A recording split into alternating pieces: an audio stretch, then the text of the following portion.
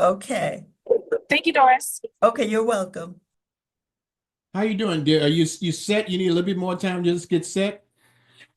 Yeah, As I'm I set here. I'm just trying to make sure that I get to the theater. So I'm gonna get into a car that is silent. I put it in the thing on Uber. I said, "Quiet, please," um, because I'm currently in somebody's foyer, and I don't want them to be like, "Well, you can't stay here," but it's okay. Yeah.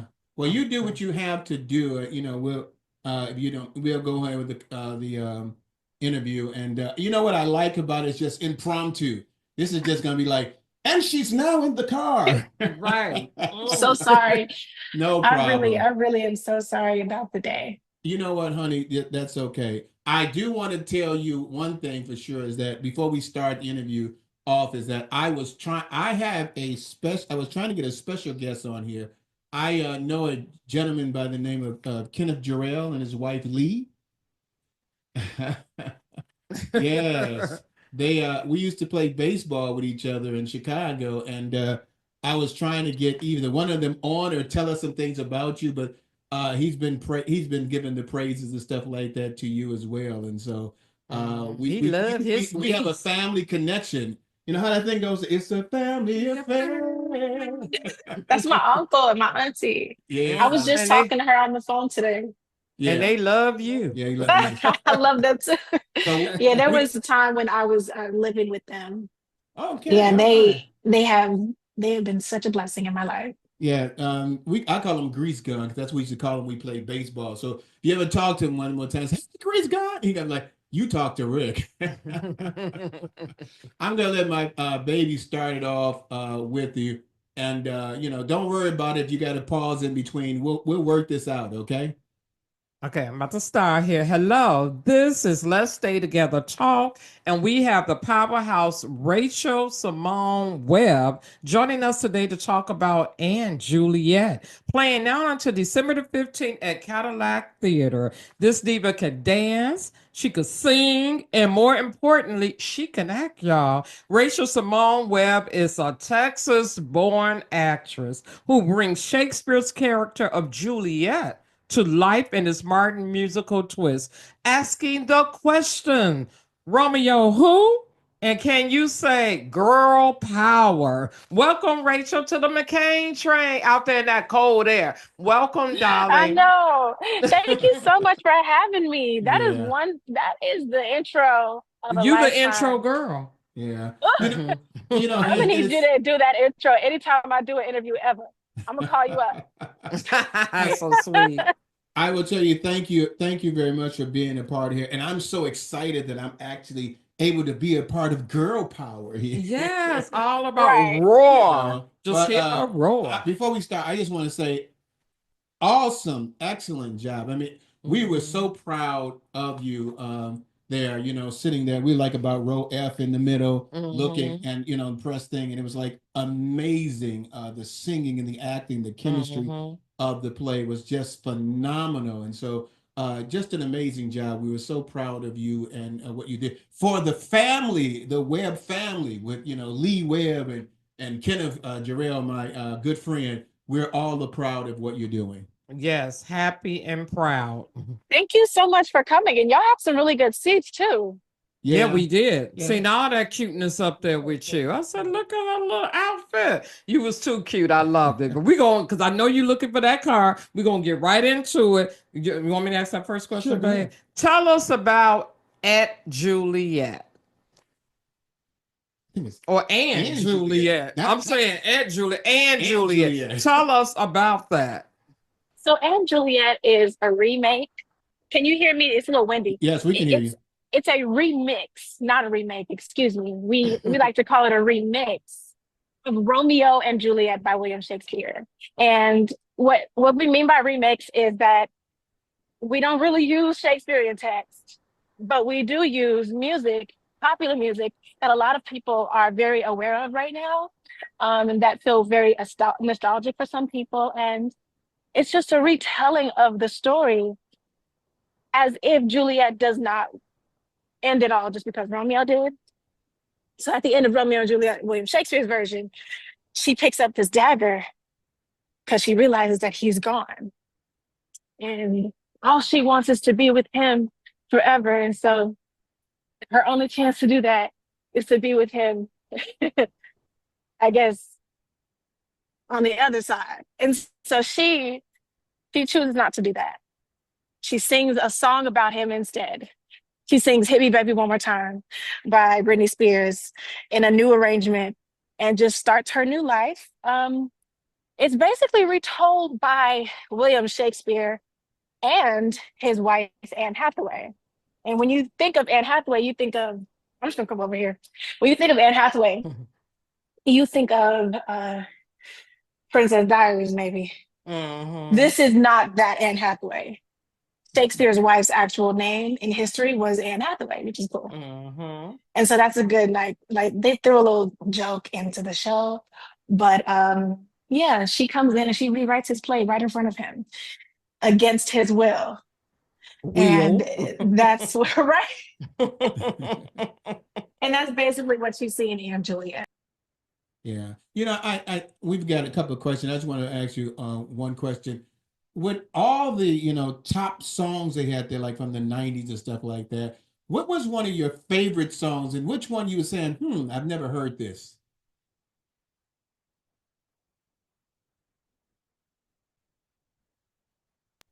My favorite song in the show has evolved. Initially, I think it was Hit Me Baby One More Time, but since doing the show, it is now Roar because of the moment, you saw it. That's it. But let me tell you this, I didn't know some of the Bon Jovi and NSYNC ones. I didn't know It's My Life. And so when we had our first rehearsal, everybody already knew the songs and they were singing through it, and they were singing, "It's my life, it's now or never." And it took everything in me not to go, "Oh, living on a prayer." And I would have been very much embarrassed if I had done that. But I didn't know. I didn't know this music. It's not from my era. And I'm not upset about it. I didn't know. Yeah. Hey, I don't know. I mean, just honest, Hey, It what was are these just songs, honest. I mean, be honest with you. There was a couple of songs I didn't know either. Wait Right. a minute, I don't know that song. Yeah, I mean, There's one song in the show that nobody knows because it was written for the musical. Yeah. Yeah. I'm a Motown baby at heart. Right, we all Motown babies. You better not say you're a Motown baby. I love Motown. Yeah. I could listen to them. I could listen to Shaka Khan. I could listen to everybody from 70s, 80s. Okay, Everybody. well, let's find out, how did you get the land role of Juliet? Tell us about the process you went through to get it. Okay. So I auditioned for the role of Juliet initially for the Broadway cast. And I came down to just me and two other people, and it did not swing my way. But when the auditions came back around, I auditioned for the understudy in the ensemble. And so I was granted that. Wow. To be an understudy. And I've been with the production ever since it came to the United States.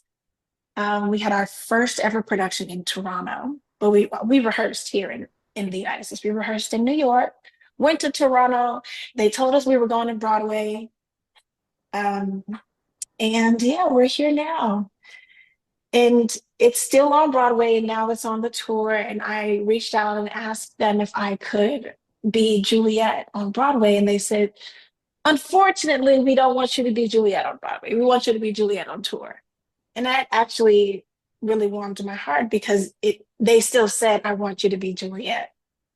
Yeah, I mean, and so that's where that was. And can I tell you, they made a wise choice. Yes, they did. Very wise choice. You was excellent. So I mean, just tell us a little bit about it. So now you find out they want you to tour.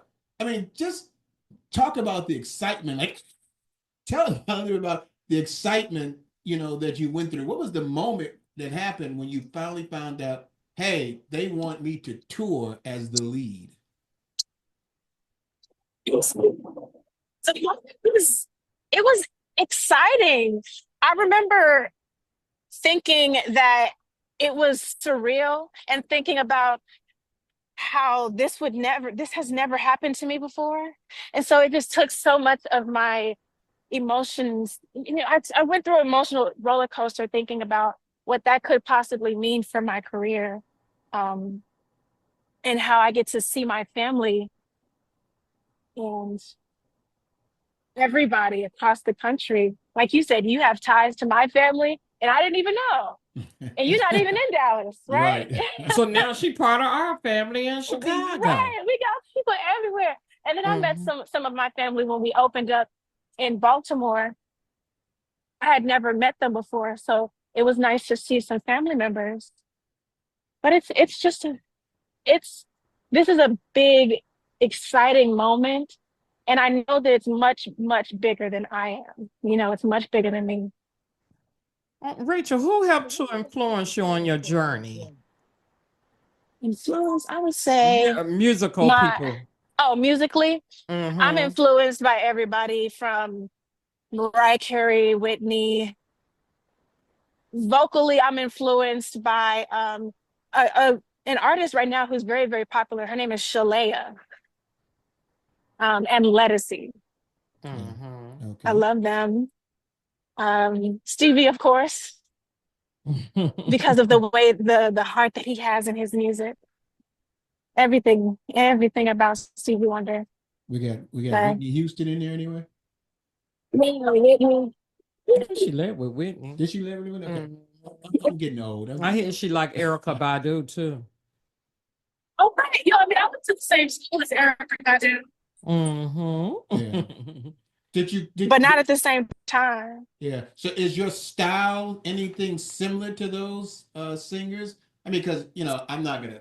I sing a little bit too myself, and was gonna do musical opera because I was gonna sing opera.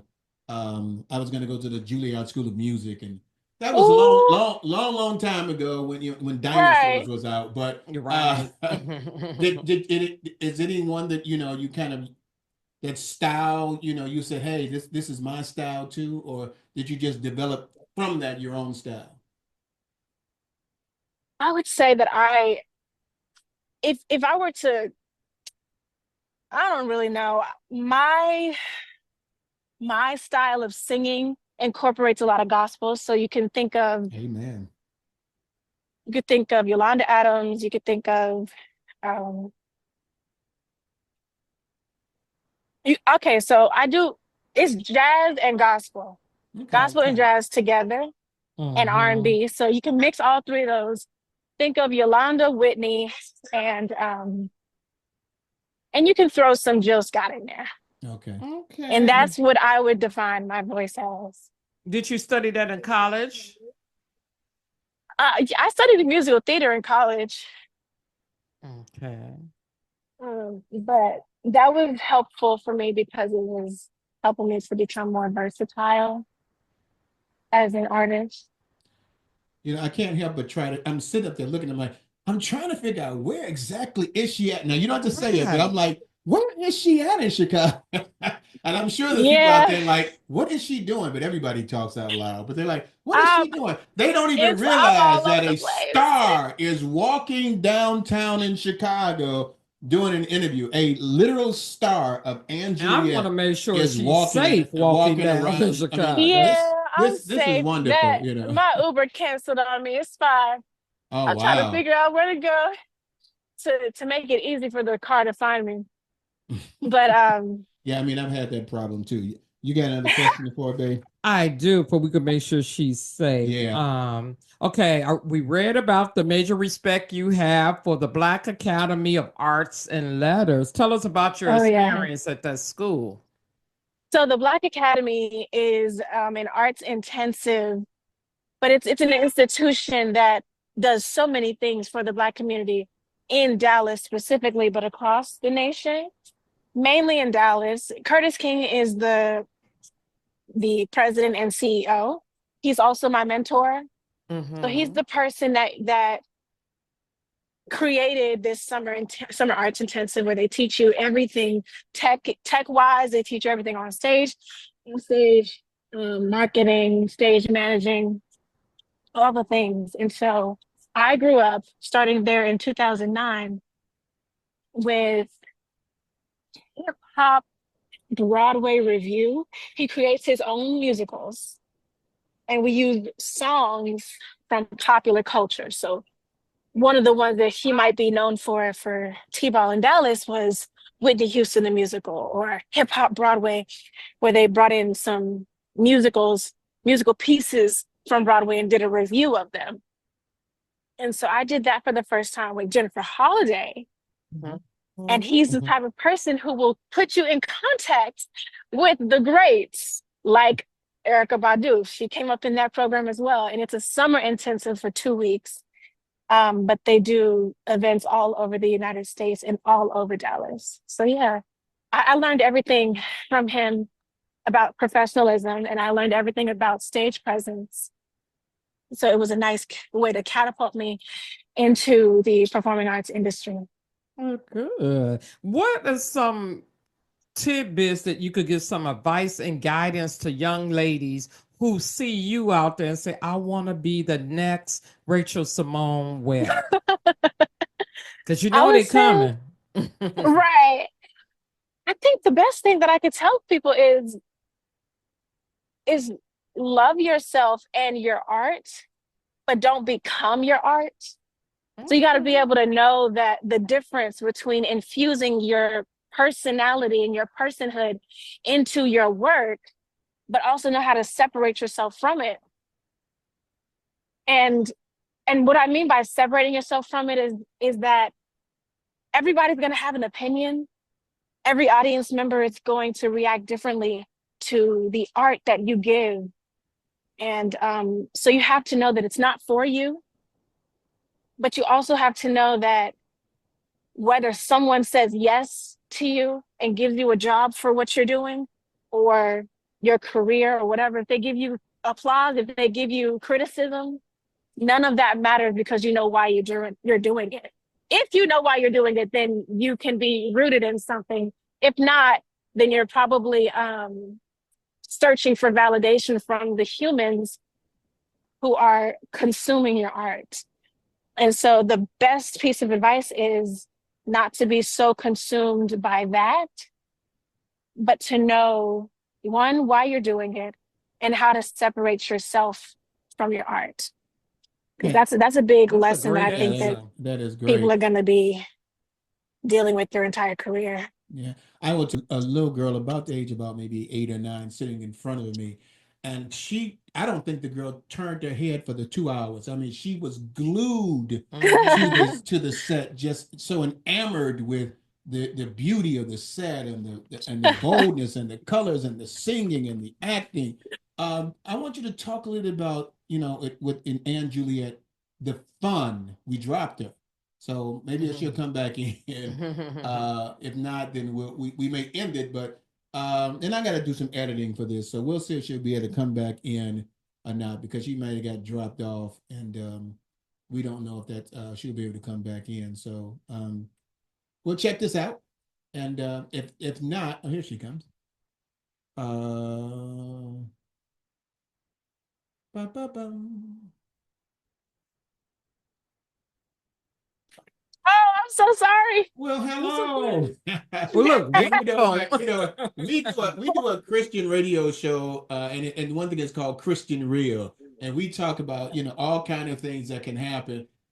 It's not like, I mean, when you're walking around in Chicago, you're gonna find dead zone, Right. and that's gonna happen. So it's no big deal. So I was telling you about the young lady. Now we're not gonna keep you long because we know you're trying to get somewhere. She was looking at the show, and she was just enamored with, everything was there. Talk about the joys that you have with performing at Anne Juliet.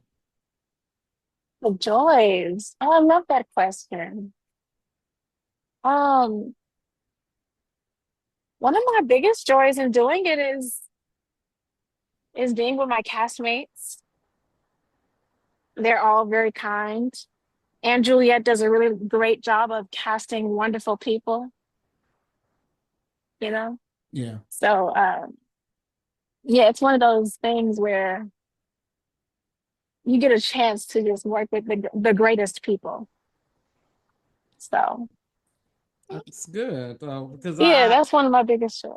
I hear a lot of some people, especially when they make movies, they don't like the people they work with. And to hear you say that, that's beautiful. Did I someone have heard recognize that you? before. Okay, No, you but heard I'm that. saying I'm laughing because I've heard that before. Okay. Hmm. But you love to work with yours, and it make it much easier, because I'm not saying stuck, but for your touring thing, you're gonna hit the road with these people. You want to have likeness and fun and joy, that your work is not considered work because you have such a passion for it. And if you don't Yes. have that resentment, especially if you don't like Romeo, it's like, Lord, I really don't like you. Stay dead. But I'm But supposed to anyway. see you I'm supposed to see you on stage and smile at you. Yeah. Okay, like don't touch me. So my last question for you, then we're gonna let you go. We appreciate you giving us your time today, Rachel.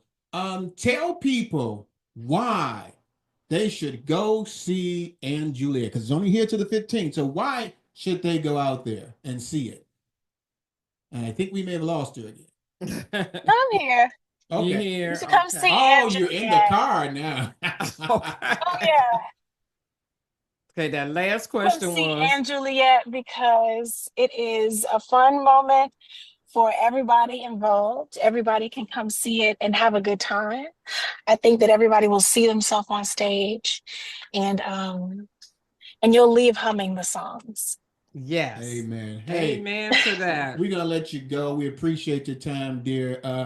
Much success for you. We're hoping that when it comes back to Chicago in 2026 in July, you will still be the head of this or went into something so great. I just know there's gonna be great things in store for you. Thank you very much for being on the show with us. Thank you. Be safe. Thank you so much for having me. It really is Okay. a blessing to have this conversation with you. Yeah, and we'll give our love to the family for you and say, hey, we got a chance to talk to her. We Mhm. did. Okay. Thanks a lot, dear. You Take take care. care. Have a great one All right. tonight. All right. Bye. All right. Bye Bye-bye. bye. All right. So that was really fun being there with us. Hey, we're gonna end the interview now. We were with Rachel Simone Webb from Anne Juliet. That's running now until I think it's December the 15th. This weekend, Sunday. Yeah, this weekend Sunday at Cadillac Palace Theatre. It is phenomenal. If you get a chance to, take your kids, if just go yourself. The music is exceptional. It is a blast. And if you like singing, if you like great acting, if you like great dancing, this would be definitely the play that you want to see. So, Yes, it is. Anne Juliet is at the Cadillac Palace Theatre. Thank you for them for allowing us the opportunity to talk with Rachel Simone Webb. And we'll see you again next week on Let's Stay Together Talk Show on Tuesdays between the hours of 7 to 9 p.m. only on Soar Radio. And check out our website, letsplaytheatricalreview.com, where we look at hundreds of plays that you can get a chance to see what ratings we give and if it's something that you should go and enjoy. Baby? Hey, enjoy the season. Happy holidays to you, and check out this interview soon because it was a nice one. She's a woman on the go, and we love it. All right. Take care, everybody. Bye-bye. Bye bye.